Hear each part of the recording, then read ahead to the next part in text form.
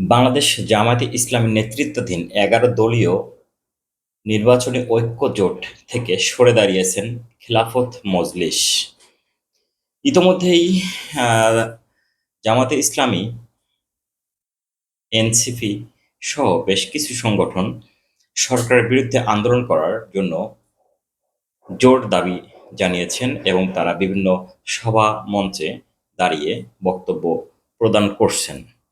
তাদের মূল দাবি জুলাই সনদের আইনি স্বীকৃতি, উচ্চকক্ষ ও সংখ্যানুপাতিক নির্বাচন ব্যবস্থা এবং ফ্যাসিবাদ পুনর্বাসনের চেষ্টার বিরুদ্ধে প্রতিবাদ। তারা যেমন জামায়াতে ইসলামের আমির ইতোমধ্যেই বলেছেন সবাইকে দুর্গ গড়ে তুলতে হবে, ঘরে ঘরে দুর্গ গড়ে তুলতে হবে সামনে আন্দোলনের জন্য। নাহিদ ইসলামও একই ধরনের এই মন্তব্য করেছেন।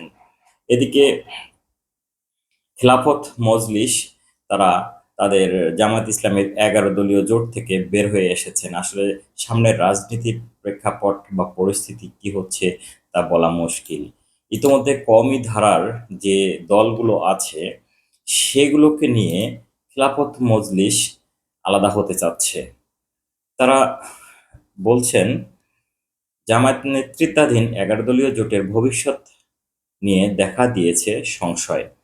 জোটের শরিক খেলাফত মজলিস ১১ দলীয় ঐক্য কর্মসূচিতে আর অংশ নেবে না বলে সিদ্ধান্ত নিয়েছে।